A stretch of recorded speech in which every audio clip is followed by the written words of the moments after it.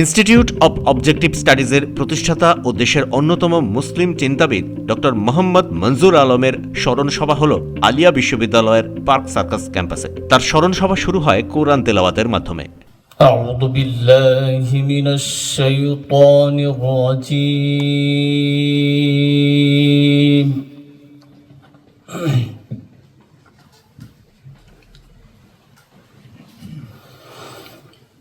বিসমিল্লাহির রহমানির রহিম।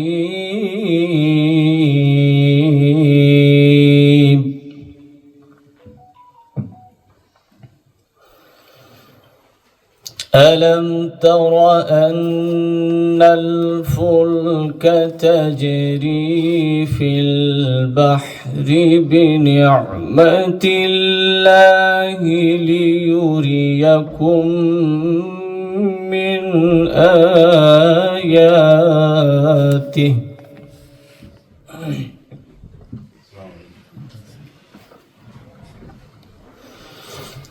إن في ذلك لآيات لكل صبار شكور.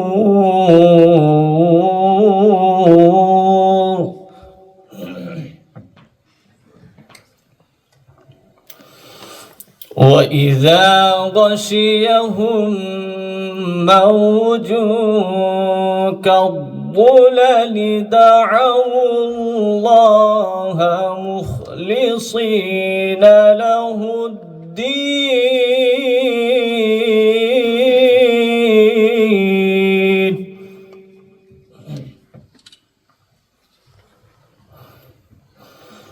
فلما نجاهم إلى البر فمنهم مقتصد وما يجحد بآياتنا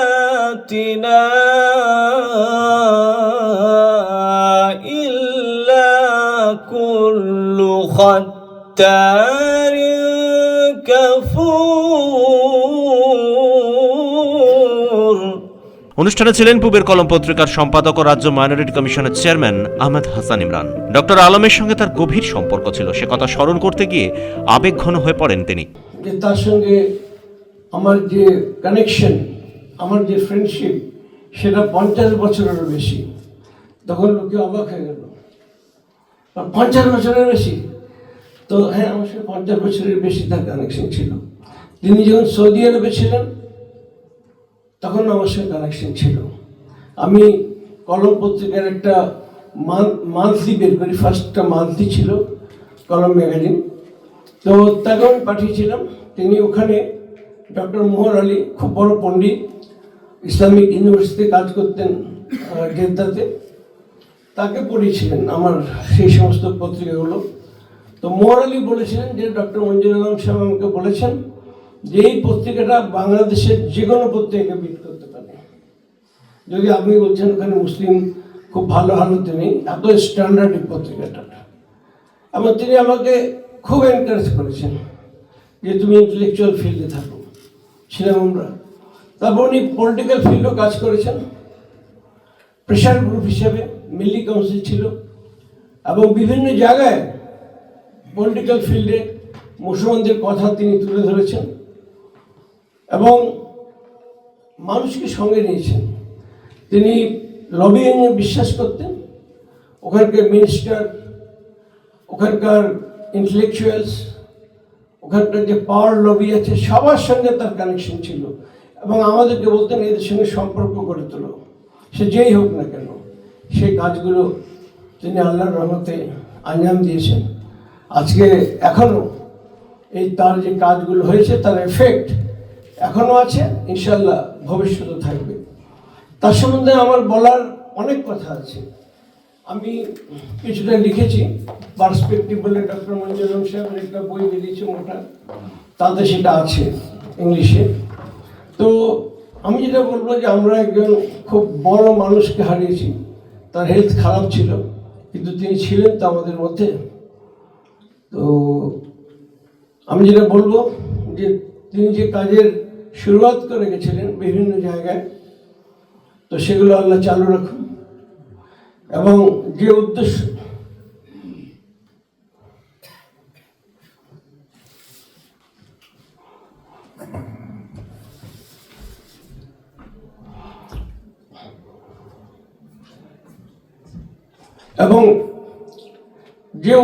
নিয়ে তিনি শুরু করেছিলেন তা বজায় থাকুক। আমরা যেন দিন আমরা দুনিয়া এবং আখিরাতে আমরা সাফল্য পেতে পারি, যেন ইসলামের যে মেসেজ তা সব জায়গায় ছড়িয়ে যায়। এখন ইন্ডিয়ার অবস্থা খারাপ, সেটা নিয়েও আমাদের মধ্যে আলোচনা হয়েছিল যে আমাদের কি করতে হবে।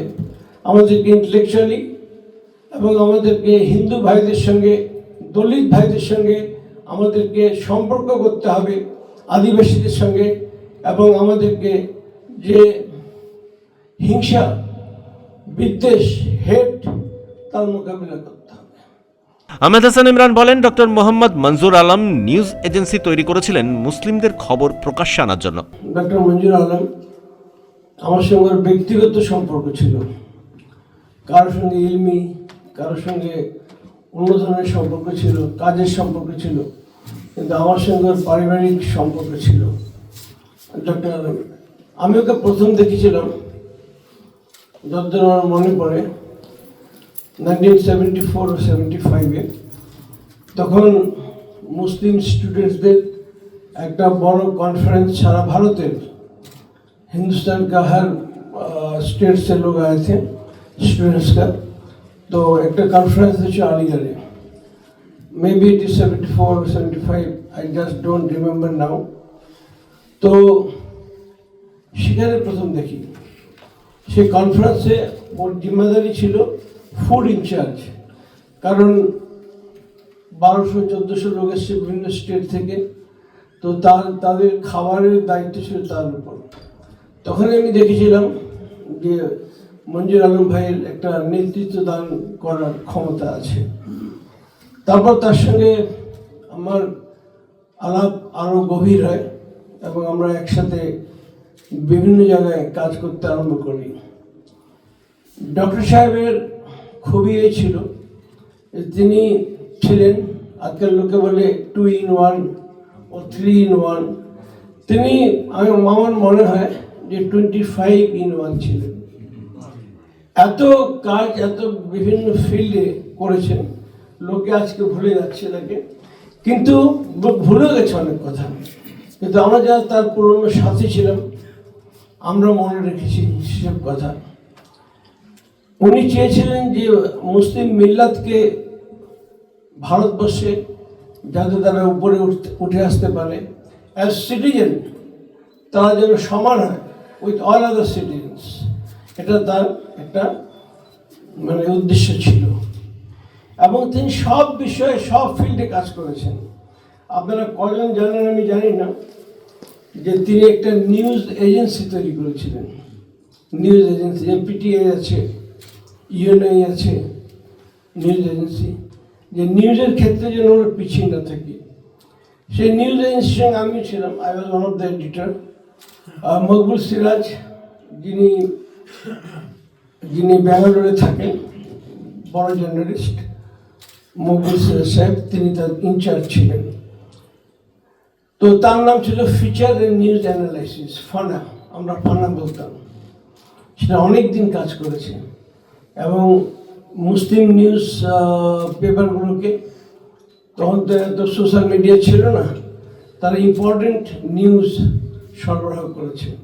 আমরা জানি না যে আর কেউ কোনো দিন কোনো মুসলিম নিউজ এজেন্সি আজকের দিনে তৈরি করবে কিনা। প্রথম দিকে করেছিলাম আমরা, সে উনিই করেছিলেন।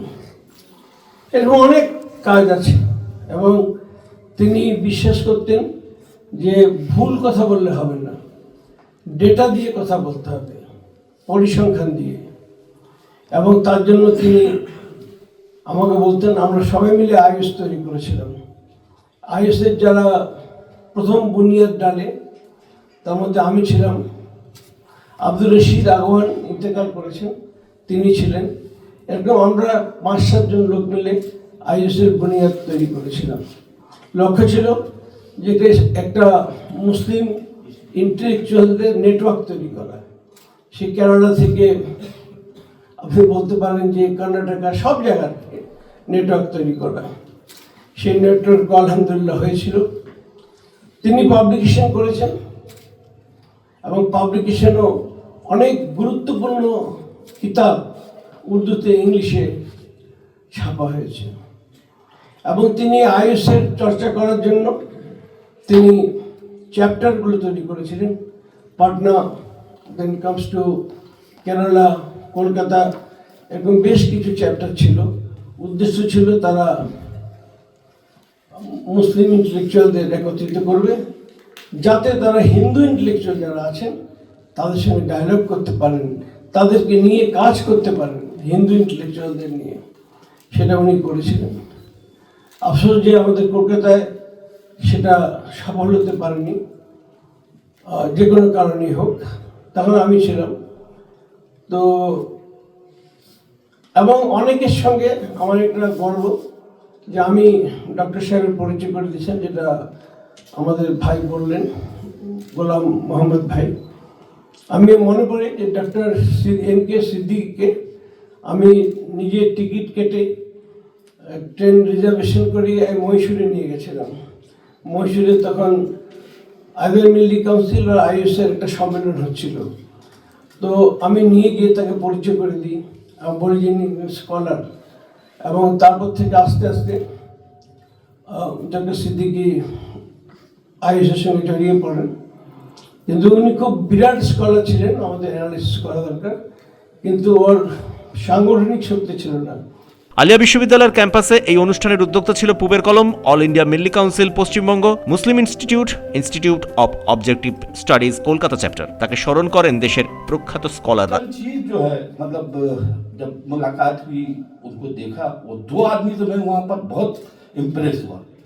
फिर बाद में प्रेस कॉन्फ्रेंस भी करवाया, ममता जी थे, वाजपेयी जी, जो भी हुआ, तो सज्जाद नुमानी साहब और ये मतलब बहुत। उसके बाद डॉक्टर साहब से मुलाकात, ये मिल्ली काउंसिल में हमको लेके जाने वाले गुलाम मोहम्मद साहब और ये मतलब इमरान साहब, जब वीपी सिंह बैठे हुए थे वहाँ पर कि भाई इनको पकड़िए और तंजीम को आगे बढ़ाइए। लेकिन उनको हम लाए। देखिए आज अब आलिया यूनिवर्सिटी अब ले आया तो बोलना क्या, आलिया यूनिवर्सिटी ये सबसे पहले जुबान पे आया था डॉक्टर मंजूर आलम साहब का। जब मदरसा आलिया का 70 साला जलसा हो रहा था, उस पर नासिर साहब और ये लोग बोले, तो हम बोले डॉक्टर मंजूर आलम साहब को बुलाओ। हम बुलाते हैं, बहुत अच्छा बोलते हैं। उसके बाद वो आए हुए थे कर्नाटका से, बहुत मतलब मुमताज खान साहब का ग्रुप थे, वो ग्रुप को भी, और अमीर शरीयत भी आए हुए थे, शमसी साहब जो मिल्ली काउंसिल के वाइस प्रेसिडेंट थे। मेरा एजुकेशन वहाँ से वो लिया था। तो वहाँ पर भी इतना 100 साल जाना है और इसको आपने यूनिवर्सिटी का दर्जा नहीं दिया। डॉक्टर मंजूर आलम साहब से सबका रिश्ता ऐसा था, और वो खुद ऐसी अजीम शख्सियत थे, ये बातें साबित हो चुकी कि उनके जैसा अजीम रहनुमा जिसे हमने फिल वक्त खोया है, कोई और नहीं था। उन्होंने जो काम किया निहायत संजीदगी से, खामोशी से बड़ा काम किया। उन्होंने कुर्बानी दी, अपनी ज़िंदगी की आसाइशें छोड़ी और हिंदुस्तान की सख्त राहों को इख्तियार किया। और ये बात भी आपके सामने आ चुकी है कि उनको इस रास्ते पे चलने के लिए बहुत सारी बातें भी सुनना पड़ी। Together we sit, together we think, together we work. ये महज एक जुमला नहीं था, बल्कि एक जिंदा अमली मंशूर था। डॉक्टर साहब रहमतुल्लाह अलैह सिर्फ फिक्र के आदमी नहीं थे, बल्कि अमल के इंसान थे।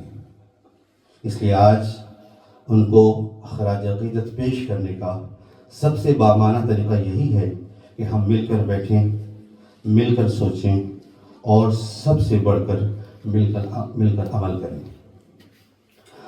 डॉक्टर मंजूर आलम रहमतुल्लाह अलैह की फ़िक्री बुनियाद कुरान मजीद के इस आफाकी ऐलान पर कायम थी, लक़द कर्रमना बनी आदम, यानी हमने आदम को इज्जत व तकरीम अता की। तो डॉक्टर साहब जिंदगी भर लगे रहे। मैं 20 साल 22 साल गालिबन डॉक्टर साहब के करीब रहा। अनथक कोशिश में रहे कि इंसान को जो खुदा ने इज्जत बख्शी है उसे अगर मैलियामेट किया जा रहा है, उसे कमज़ोर किया जा रहा है, तो कैसे हम मिलकर वापस उसको उसकी इज्जत हासिल करने में, लौटाने में कोशिश कर सकते हैं। 2026-এর 13 জানুয়ারি দিল্লিতে ইন্তেকাল করেন তিনি। 1945 সালের 9 অক্টোবর তার জন্ম।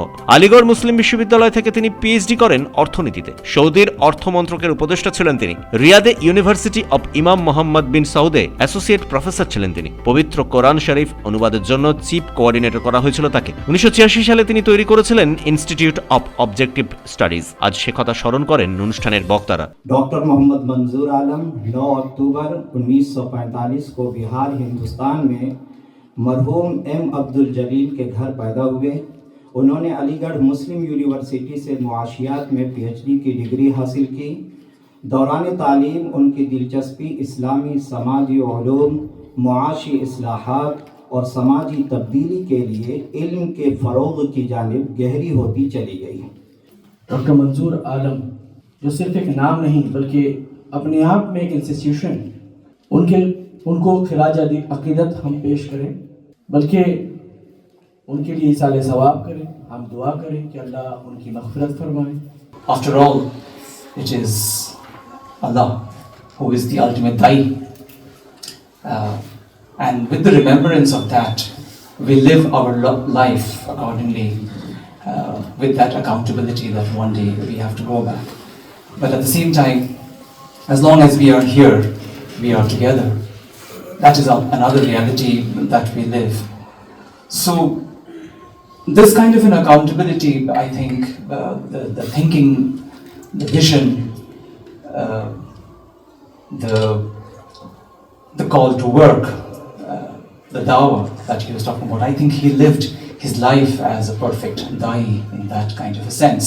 क्योंकि हमारे बीच में जो भी अगर कोई एकेडमिशियंस लीडर्स होते हैं तो एकेडमिशियंस अच्छे मिल जाएंगे। बहुत सारे प्रोफेसर हुए हैं, वाइस चांसलर हुए हैं, एकेडमिशियंस से अपनी फील्ड में रहे हैं, पर वो एक्टिविस्ट नहीं होते, पर वो रिसर्च नहीं करते, वो जिसको हम लोग एक्शन रिसर्च बोलते हैं, कैसे कौम का भलाई होगा, कैसे कौम का इम्प्रूवमेंट होगा, वो नहीं करते। उनका काम महदूद होता है एकेडमिशियंस के हिसाब से काम करना।